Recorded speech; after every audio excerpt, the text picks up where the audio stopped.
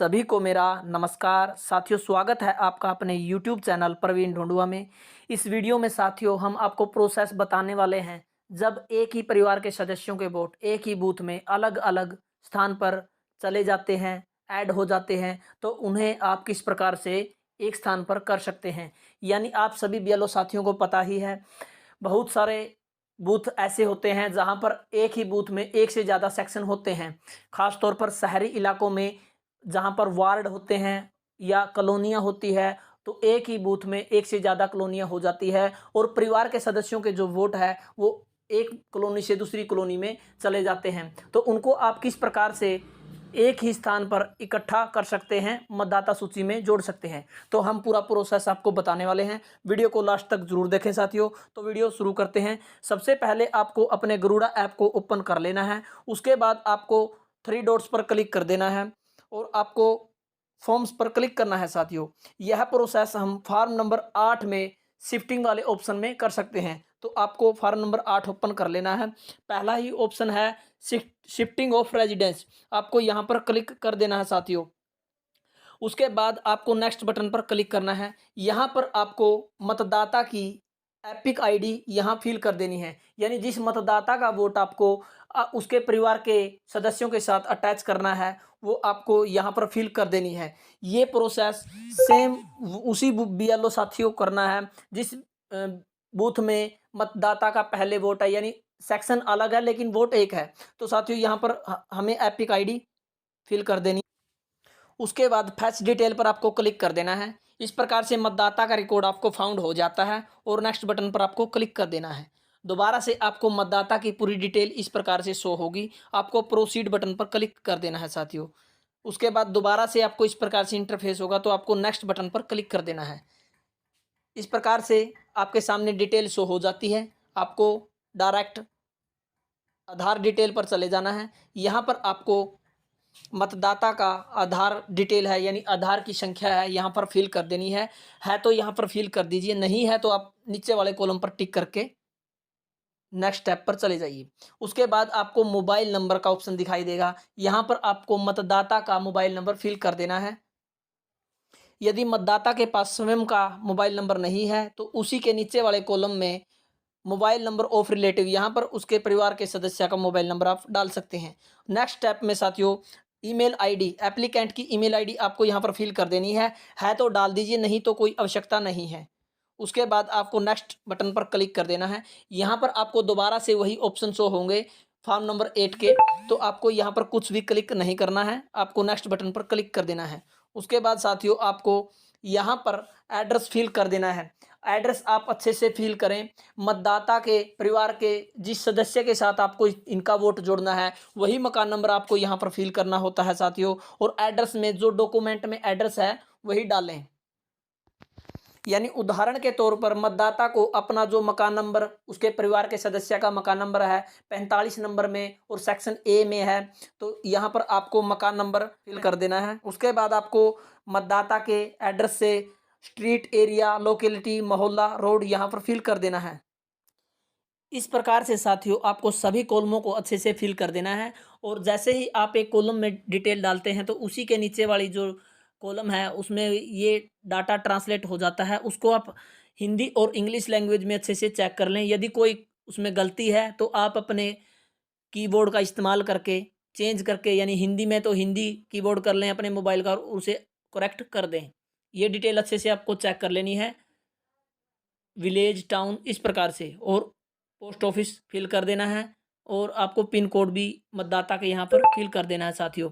उसके बाद आपको जो अहम ऑप्शन है वो यहाँ आ जाता है साथियों। यहाँ पर जो ध्यान देने वाली बात है, यहाँ पर नया ऑप्शन ऐड हुआ है फॉर्म नंबर 8 के शिफ्टिंग ऑप्शन में।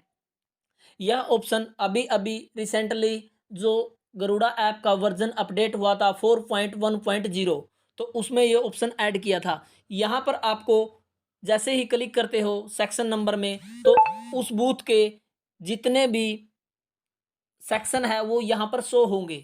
यानी यहाँ क्लिक करते ही सभी सेक्शन ओपन हो जाते हैं। एक बूथ में एक से ज़्यादा है 3 है, 4 है, जितने भी हैं। तो आपको वही ऑप्शन सेलेक्ट कर लेना है जिस ऑप्शन में, जिस सेक्शन में आप मतदाता का वोट ट्रांसफ़र करना चाहते हैं। जो आप ऑप्शन यहाँ सेलेक्ट करेंगे, उसी डिटेल सेलेक्ट करने के बाद उसी डिटेल पर आपका मतदाता का वोट ट्रांसफ़र हो जाएगा। मकान नंबर अच्छे से डालें और ये वाला ऑप्शन आप अच्छे से फिल कर दें।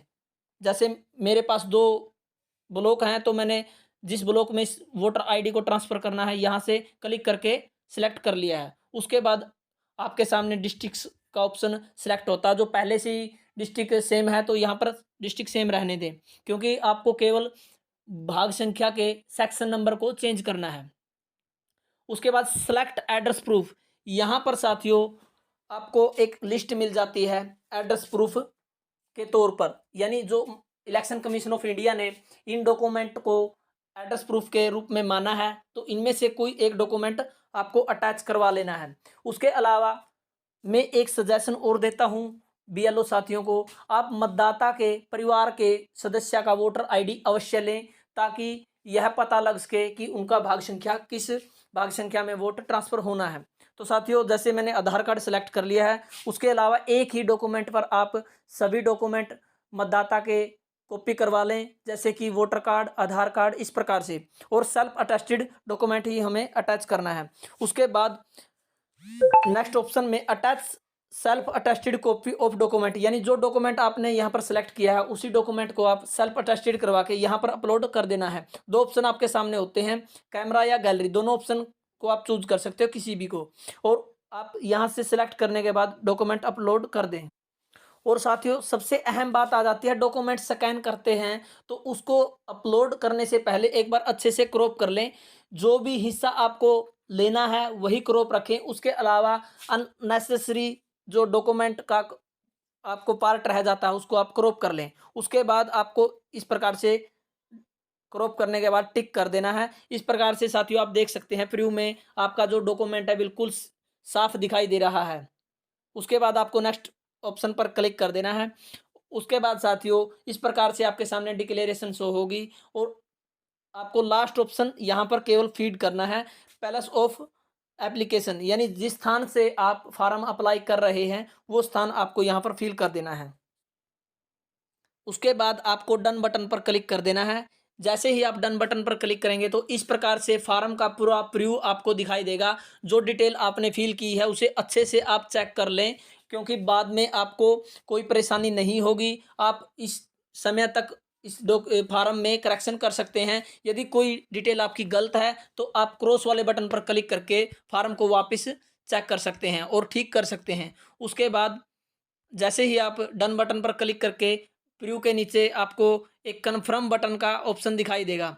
कन्फर्म पर आपको क्लिक कर देना है।